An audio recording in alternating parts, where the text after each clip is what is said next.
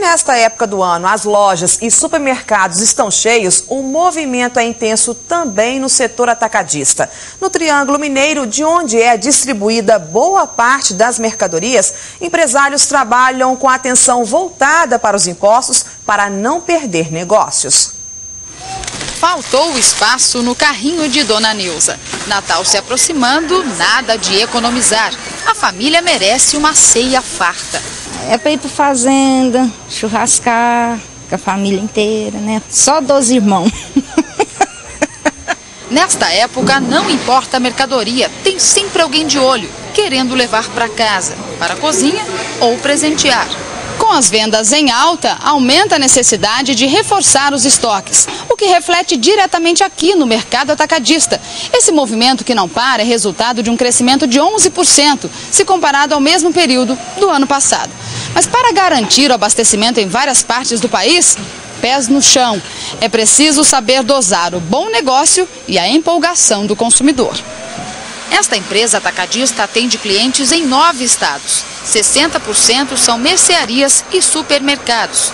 O planejamento de vendas é semanal e demonstrou que nas 2 primeiras semanas de dezembro as negociações triplicaram. E para aproveitar melhor as oportunidades, há um trabalho de observação. As atenções estão voltadas para o Estado que oferecer mais vantagens. Existe uma guerra fiscal muito grande e nós estamos sempre atentos para identificar as oportunidades que nós conseguimos em alguns estados. E isso varia de acordo com a negociação. E a partir dos benefícios que nós conseguimos, a nossa empresa se torna mais competitiva em determinada região. Uberlândia é referência no segmento atacadista. Só esta empresa abastece cidades em 17 estados. Os 10% de crescimento na comparação com 2009 deram ao empresário uma certeza. O Papai Noel já não está mais no Polo Norte, pelo menos o brasileiro. O melhor lugar que tem para ele se abastecer, em todos os sentidos, seja para a mesa, né, seja para o banho, para os cuidados pessoais, enfim, para uma necessidade pessoal, aqui ele consegue levar de tudo. A Polícia Militar está neste momento em uma granja na BR-497 em Uberlândia, verificando a denúncia de trabalho escravo. Segundo a Polícia Militar, cerca de 20 pessoas, entre elas uma criança de 10 anos, estariam no local. Outras informações você acompanha amanhã no MGTV Primeira Edição. Um ônibus que prestava serviço para uma empresa de turismo foi incendiado nesta madrugada no bairro Brasil, em Uberlândia. De acordo com a Polícia Civil, o fogo começou quando um recipiente com gasolina foi atirado dentro do veículo. As chamas destruíram poltronas e atingiram o teto. O proprietário ouviu o barulho e conseguiu controlar o fogo com o uso de uma mangueira. A suspeita é de que o crime tenha sido cometido por vândalos. Um homem foi preso hoje na BR-040 em Paracatu por dirigir embriagado. Ao perceber a imprudência, motoristas avisaram a Polícia Rodoviária Federal. O teste do bafômetro comprovou que ele tinha ingerido bebida alcoólica. O motorista não tinha carteira de habilitação para dirigir caminhão. Ele foi detido, mas liberado horas depois. Uma pesquisa feita pelo IBGE revela que em Minas, quase metade das pessoas roubadas no último ano não denunciou o crime. O levantamento mostra também os bens preferidos pelos assaltantes e como a população encara a violência. A sensação é de medo. É assim que eu ando, sempre. É assim com a mão, com o negócio aqui. Se tiver sacola é na frente também, porque eles puxam mesmo. A pesquisa realizada entre setembro de 2008 e setembro de 2009 mostra que, em Minas, quase metade dos entrevistados disseram que não se sentem seguros. A pessoa chega assim, um por trás, outro pela frente, tromba e a gente, quando vê, já levaram o dinheiro já. O levantamento revela ainda que 6,2% das pessoas ouvidas foram vítimas de roubo durante o período do estudo do IBGE. A maioria teve dinheiro, cheques e cartões de crédito ou débito levados por bandidos.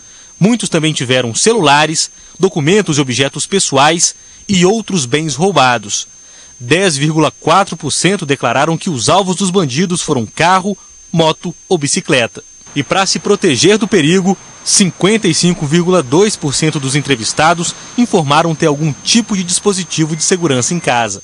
Mas quase 70% das vítimas ouvidas pela pesquisa foram roubadas no meio da rua.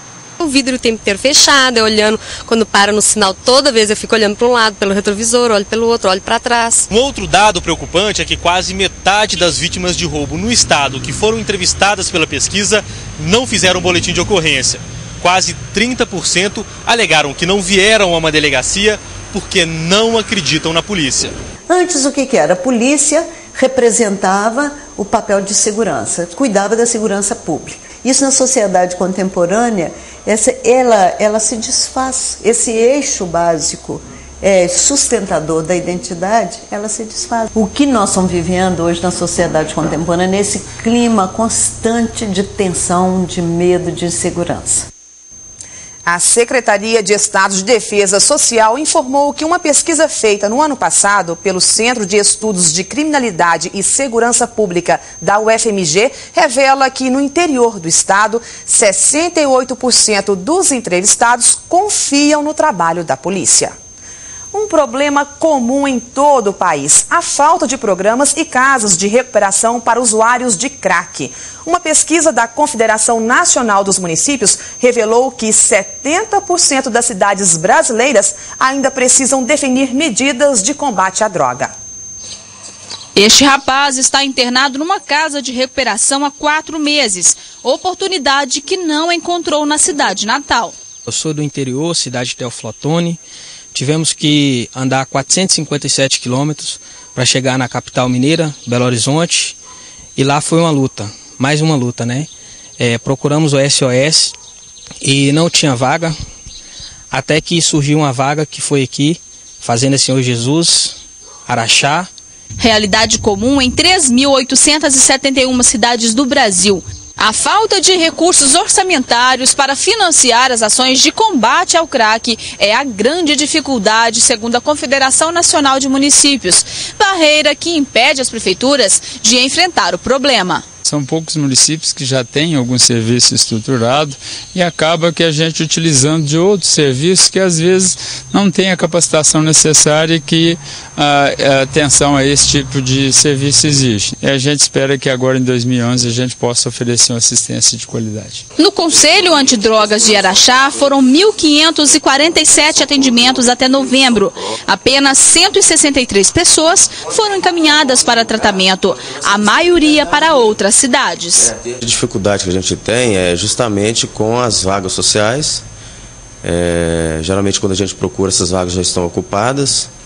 E também a condição financeira da própria família, a condição de estar deslocando da cidade. Na única casa de recuperação de Araxá, são 70 vagas, 68 estão ocupadas e 2 ficam disponíveis para emergência. Se tivesse outra comunidade com o mesmo tamanho, talvez também estivesse cheia, porque o telefone toca o dia todo, pessoas daqui da redondeza, mesmo da cidade, tem muita gente aguardando vaga. A partir do momento que eles querem, você tem que agir, tem que correr, porque senão depois eles desistem. Por quê? O vício fala mais do que eles. Infelizmente, é a nossa realidade. 1.266 candidatos foram convocados para refazer a prova do Enem em Minas. Os alunos foram prejudicados pelos erros de impressão nos cadernos de prova amarelos. Em Uberlândia, a estrutura foi montada para apenas uma estudante que fez a prova. Ana Carolina ficou sabendo que poderia refazer a prova do Enem na semana passada. Peguei a prova amarela, né? E no caso possuía erros, porém eu já tinha assinalado questões no gabarito e a cor também no gabarito. E depois eu tive que assinalar todas a prova azul. Então eu acho que eu me prejudiquei, porque o meu gabarito não tinha como corrigir. Ela foi a única que fez o Enem em Uberlândia. Em novembro, mais de 20 mil pessoas se inscreveram para as provas. Há alguns anos, o Exame Nacional do Ensino Médio tem causado transtornos aos candidatos. São gabaritos e folhas de marcação incorretas e até vazamento de informações. Antes de refazer o exame, a estudante estava nervosa. Ninguém sabe como vai ser a prova de hoje, né? Pode ser mais difícil como mais fácil. Em Patos de Minas, só um aluno também fez o Enem. Segundo o MEC, o gabarito sai na próxima terça-feira, dia 21. Quinta-feira, com menos nuvens em Minas Gerais, mas ainda deve chover. Veja a previsão no mapa.